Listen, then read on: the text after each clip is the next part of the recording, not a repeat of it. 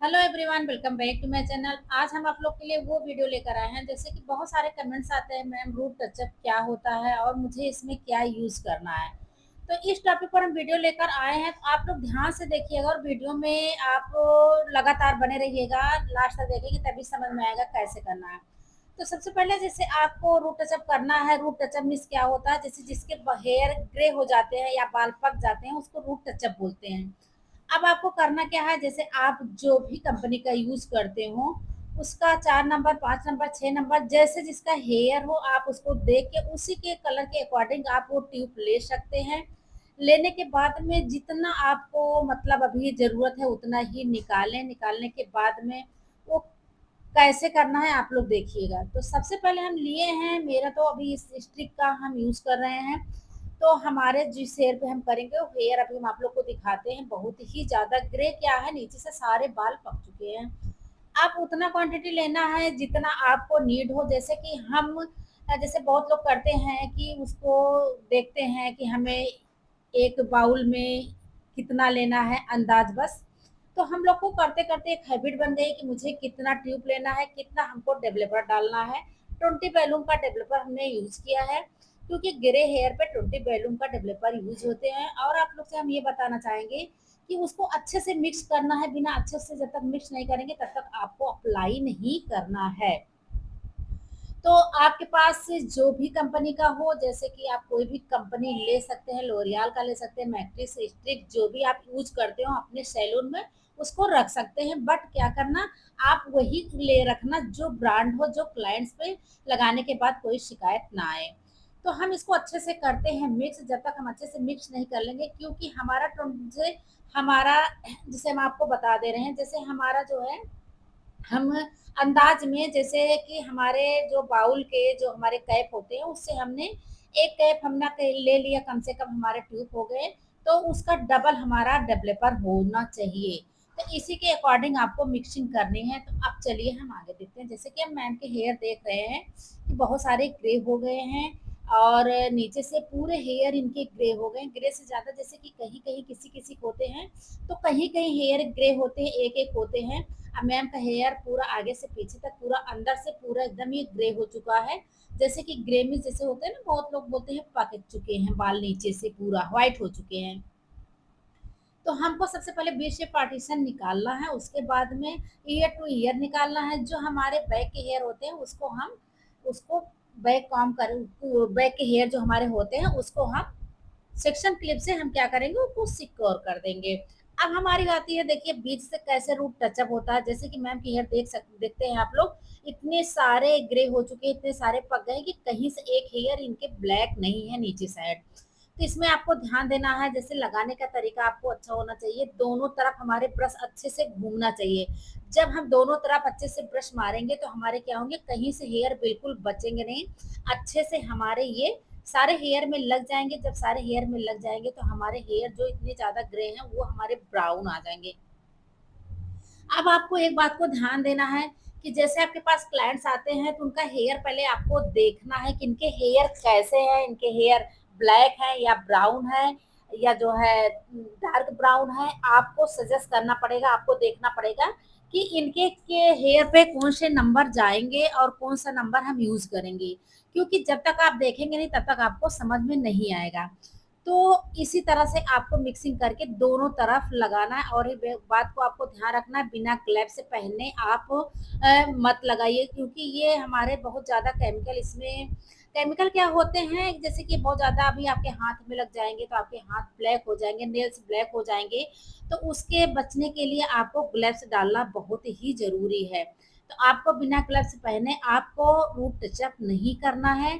और हम आपसे बताएँगे, जब भी आप सेक्शन निकालिए, सेक्शन इसमें बहुत पतले-पतले निकलेंगे। आपको मोटा सेक्शन नहीं निकालना है।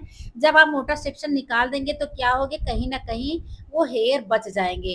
तो ज़्यादा से ज़्यादा आप पतला सेक्शन निकालिए और हेयर को एक तरफ से जो है रूट टचअप करते जाइए दूसरी तरफ तक। अब आपको ये ध्यान देना है कि अच्छे से लगना चाहिए, कि कहीं ये छूटना नहीं चाहिए। जैसे कि ये हम रूट टचअप किस बाल में कर सकते हैं, हर किसी के हेयर में कर सकते हैं, कोई प्रॉब्लम नहीं है। जैसे जिसके बाल पके होते हैं, ग्रे होते हैं, तो हर एक इंसान के हम हेयर में कर सकते हैं। तो मैम का बाल बहुत ज़्यादा ही ग्रे था, फ्रंट से भी बहुत ज़्यादा ग्रे थे और बैक से ही बहुत ज़्यादा ग्रे थे। हमें ये नहीं सोचना था कि कहाँ पे लगाना है, कहाँ पर नहीं लगाना है।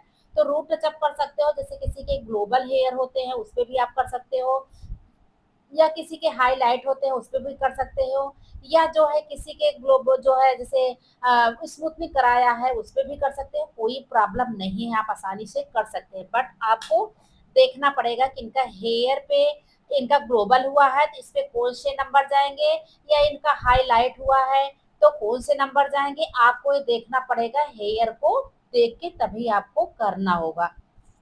तो हम आप सभी से बोलना चाहते हैं कि अगर आपके सैलून में कोई क्लाइंट्स आते हैं तो इसी तरह से आपको करना है, बिना हेयर देखे उनका रूट टचअप नहीं करना है कि इनके हेयर पे कौन से नंबर जाएंगे। अब आपको हमें बताते हैं जैसे कि बहुत फास्ट लगाना है, जैसे हम लोग की तो हैबिट हो चुकी है, फटाफट लगाते हैं और फटाफट जो है सेक्शन निकालते हैं। तो हम जैसे कि आप लोग को ये बताना चाहेंगे, किसी के अगर ग्लोबल हेयर हुए हैं या आपके ग्लोबल कोई करवा के आ रहा है आपके सैलून में रूट टचअप करवाने के लिए, तो आपको नीचे नीचे ही रूट टचअप का मतलब होता है, मुझे जो नीचे के हेयर्स होते हैं जो ग्रे हो जाते हैं उसी पे मुझे ये कलर को लगाना है, लगा के मुझे ब्राउन कलर का शेड ले आना है, या जिस कलर का उनका हेयर हो, जिस जो सा शेड उनके हेयर पे जाते होंगे हम वही नंबर यूज करेंगे। तो ये छोटी छोटी बातों को बहुत ध्यान देना पड़ता है। जैसे कभी कभी बहुत सारे क्लाइंट्स आते हैं, बोलते हैं मैम मैं इस सैलून में करवाई थी बट मेरे जो है हेयर ग्लोबल थे तो उन्होंने कलर चेंज कर दिया मेरे हेयर का, और जो है अलग अलग दिख रहे थे। तो डियर आप लोग को थोड़ा सा ये ध्यान देना है कि अगर उनके ग्लोबल वाले हेयर हैं या हाईलाइट वाले हेयर हैं तो आपको शेड चुनना पड़ेगा कि जो भी उनके हेयर है उसी हेयर के अकॉर्डिंग आपको कलर चुनना है ताकि वो अलग ना दिखे। तो अगर अलग दिखने लगेगा तो उसमें क्या होता है कि वो हमारे हेयर के सारे जितने भी जो हमारे हेयर के अच्छाइयाँ रहती है सब वो अच्छा नहीं दिखता है, तो हमारे हेयर को ध्यान से देख के तभी हमको करना होता है। तो ये मैम के हेयर में ना ही ग्लोबल थे, ना तो कोई हाईलाइट था, ना तो कोई स्मूथनिंग थी, कुछ ही नहीं था। बट केवल इनको रूट टचअप करवाना था जो कि इनके हेयर से जो है बिल्कुल ग्रे हो चुके हैं, आप लोग देख रहे हैं का कितना सारा हुआ है। और तो इसमें टाइम भी लगते हैं और थोड़ी थोड़ी बातों बातों को ध्यान देना पड़ता है कि हमारे हेयर्स कहीं से बचे ना, अच्छे से हमारे हेयर्स कलर हो जाए। तो ये सारी बात को लेके आप लोग को करना चाहिए। तो इसी तरह से आपको करना है, पहले आपको बीच से पार्टीशन देना है, फिर आपको ईयर टू ईयर निकालना है, उसके बाद में हेयर में अब पतले पतले सेक्शन निकाल के हेयर को कलर करना है। इसी तरह से अगर आप करेंगे तो आपको कहीं से कोई प्रॉब्लम नहीं होने वाली है। अभी लास्ट में आप लोग देखिएगा तो क्या होगा, हम मैम का हेयर दिखाएंगे कि कैसे इनके हेयर थे और कैसे कलर करने के बाद में कैसे चेंज हो गए हैं। तो हम फ्रंट पे सारे कलर इनके लगा चुके हैं, लगाने के बाद में हम आ जाते हैं बैक पे। अब आपको ये ध्यान देना है कि कलर लगाने के बाद में कम से कम हमको, जैसे हेयर हमारे बहुत ज़्यादा ग्रे हैं, बहुत ज़्यादा पके हो गए हुए हैं, तो हमें कम से कम थोड़ा ज़्यादा टाइम लेगा। तो ज़्यादा टाइम तक आपको वेट करना पड़ेगा, जैसे 45 मिनट, कभी कभी किसी के हेयर में घंटे भी लग जाते हैं, क्योंकि बहुत ज़्यादा जब पके हुए होते हैं तो उसमें अच्छा से अगर कलर नहीं आएगा तो कहीं कहीं वो कलर मेरे व्हाइट दिखेंगे तो देखने में अच्छा नहीं लगेगा। तो आप लोग को इस बात को ध्यान देना है, 40-45 या घंटे के जो है 60 मिनट इतना आपको रखना पड़ेगा, तब उनके हेयर को अच्छे से वॉश करवाना है, तब जाके उनके हेयर में कलर आएगा। अब बैक में देख सकते हैं, हम बैक में भी लगा रहे हैं, तो हम पार्टीशन दे दे के पतले पतले सेक्शन निकाल के लगाना चालू किए हैं। तो ये क्या होते हैं, हमारे जो है अच्छे से दोनों तरफ लग जाते हैं। जो हम ब्रश अप डाउन करेंगे, ऊपर नीचे करेंगे, तो मेरे दोनों तरफ के हेयर अच्छे से ग्रे हो जाएंगे, सॉरी अच्छे से उसमें कलर लग जाएंगे, तो हमारे वो ब्राउन शेड में आ जाते हैं और जैसे हमारे हेयर के कलर होते हैं उस कलर में आ जाते हैं। इसी तरह से आपको लगाना है। तो जैसे कि हम बहुत सारे जो है क्लाइंट्स को, बहुत सारे सैलून वाले को देखती हूँ क्या करते हैं, वो कोई भी कलर उठाती है और क्या करती है हेयर पे लगा देती हैं। उनको सबसे पहले ये समझना चाहिए, जब तक बेसिक नॉलेज नहीं होगी, जब तक उनको डिटेल में नहीं पता होगा, तो क्या होगा वो रिजल्ट नहीं आएगा जो हमारे क्लाइंट्स को चाहिए होता है या जो मुझे चाहिए होता है वो नहीं होगा। अब इनको हम 45 और 50 मिनट हम वेट किए थे कलर लगाने के बाद में। उसके बाद में हम इसको वॉश करेंगे। वॉश हम पहले ही नॉर्मल ही वाटर से करेंगे, उसके बाद में हम थोड़ा-सा शैम्पू लगा के, शैम्पू अच्छे से लगा के हमें थोड़ा-सा इसको वॉश करेंगे। क्योंकि जब भी हम कलर लगाते हैं, एक बात ये है जैसे कि हम कोई ब्रांड कलर लगाएँगे, कोई अच्छा कलर लगाएँ तो मेरा क्या होगा, जो मेरी स्किन पे नहीं लगेगी। हम जैसे बहुत सारे लोगों को देखते हैं कि कलर लगता है तो क्या करती है, उनकी स्किन पे दिखती है। तो स्किन पे नहीं दिखना चाहिए, और जो मेरे ब्रांड कलर होते हैं वो स्किन पे बिल्कुल नहीं लगते हैं। हेयर पे मेरे रूट टचअप करने के बाद में मेरे हेयर ही ब्लैक या ब्राउन होते हैं, जो भी शेड हम लगाते हैं। तो इसी तरह से आपको लगा के उसके बाद में अच्छे से वॉश कर देना है, और मैम से बोलना है, जो आपके क्लाइंट्स हैं उनसे बोलना है कि आपको अभी शैम्पू नहीं करना है, 24 घंटे उसके बाद में आप शैम्पू कर सकते हैं, क्योंकि कलर बाद में उसका भी अच्छे से आ जाता है। और एक बात को ध्यान रखना है, आपको जब भी वॉश करिए तो आप कम से कम अच्छे से वॉश करिए, कहीं पे कलर छूटना नहीं चाहिए, अच्छे से वॉश हो जाना चाहिए। अगर कलर कहीं-कहीं छूट जाते हैं तो क्या होते हैं, हमारे हेयर वो जो है थोड़ा-सा डैमेज होने का डर होता है। अब इसको हम क्या करेंगे, अच्छे से हम टॉवल में थोड़ा टॉवल जो है टॉवल से हम पानी को निकालें, उसके बाद में हम इसको कॉम्ब करके देखेंगे। फिर हम हल्के से इसमें ब्लो ड्रायर चलाएँगे, जैसे देख सकते हैं मैम के हेयर हम पहले कैसे आप लोग को दिखाए थे, अब कैसे दिख रहे हैं, इनके सारे अच्छे कलर हो गए हैं, स्किन पे बिल्कुल भी नहीं लगा है। और इस पे अभी हम ब्लो ड्रायर चला के इनके हेयर को हम थोड़ा-सा ड्राई करेंगे। इसी तरह से आपको रूट टचअप करना है, जब इसी तरह से आप करेंगे तो आपको कहीं से कोई प्रॉब्लम नहीं होने वाली है।